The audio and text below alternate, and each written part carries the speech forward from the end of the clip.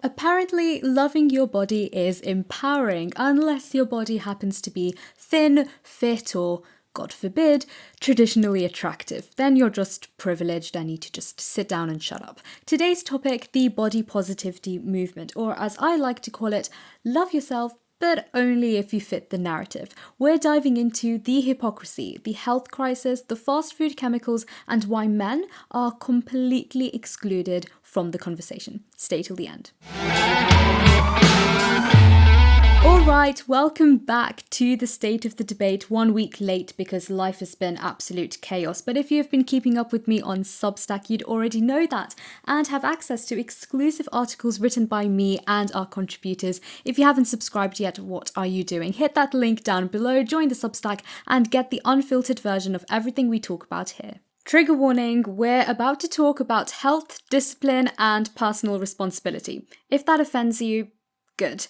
You're exactly who needs to hear this. If you're watching on YouTube, pause for 2 seconds, hit that like button and subscribe. It helps way more than you may think. I thought that the whole point was to embrace all bodies, but the second someone posts a gym selfie or talks about calorie tracking, suddenly it's toxic and fat phobic. Like, what? She's promoting unrealistic beauty standards. No, babe, she's promoting discipline. You know, that thing we used to admire before TikTok told us that binge eating is self-care? Let's be real, the body positivity movement started with good intentions. It was about rejecting unattainable beauty norms, calling out Photoshop and saying, hey, you don't need to hate yourself just because you don't look like a supermodel. Cool, love that. But somewhere along the way, it morphed into this weird cult of denial, like we're not allowed to say that obesity is unhealthy anymore. That's hate speech. Even doctors are getting cancelled for saying, hey, maybe we should just talk about your BMI. And don't get me started on influencers. You've got people preaching body acceptance while secretly editing their photos, selling detox teas and doing brand deals with weight loss apps. Buy my self-love journal and also this appetite suppressant girl, pick a struggle. They'll post a picture with flawless skin, a snatched waist and perfect lighting and then caption it, no filter.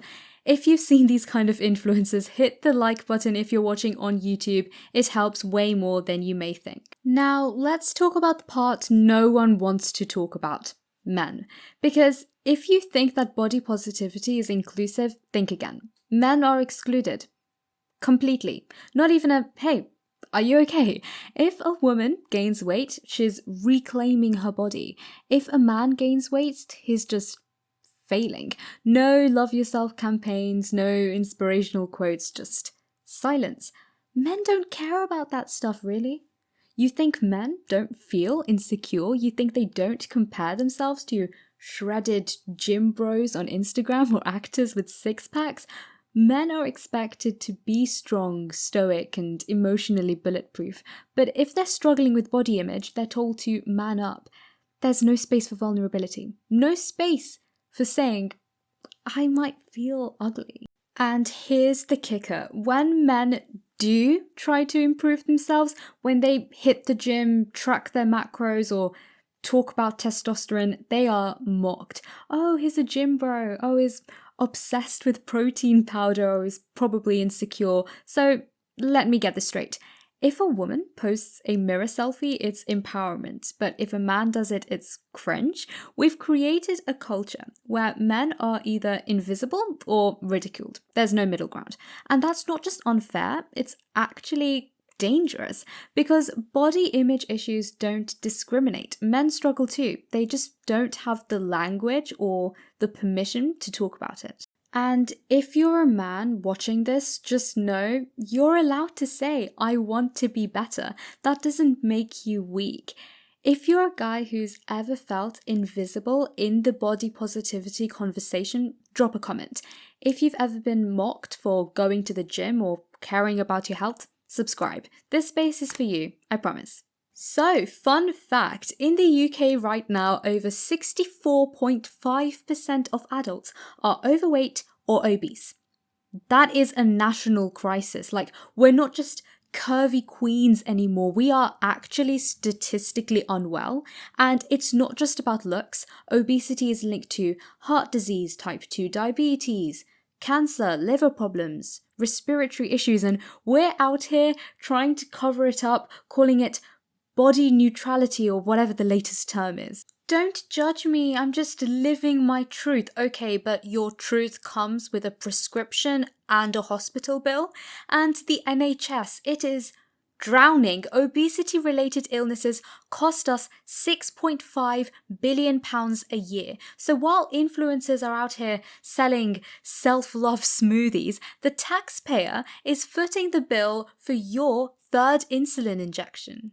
So one of our contributors, who is proudly fat phobic, and I say that with love, joked that if he had his way, he would force everyone into health camps. Mandatory broccoli, daily squats, no excuses.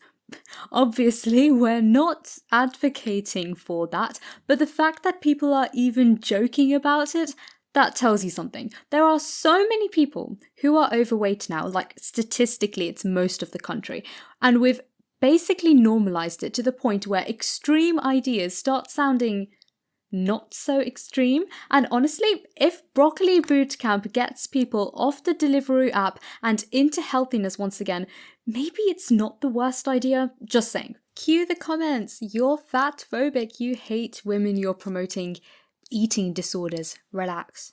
I'm promoting vegetables. If that's controversial, we have got way bigger problems. Actually, drop your take in the comments. Are we overdue for a broccoli bootcamp? Or do you think personal responsibility is just too much for 2025? I promise I read all of your comments, especially the angry ones. Now, let's talk about what's actually in your fast food, because spoiler alert, it's not just beef and bread and cheese. It's a whole chemistry set. You've got preservatives and emulsifiers, artificial colours, stabilizers, anti-foaming agents, and flavor enhancers. Basically, your chicken nugget has way more ingredients than you may think. If you've ever eaten a nugget and wondered what's actually in it, make sure to like this episode if you're watching on YouTube.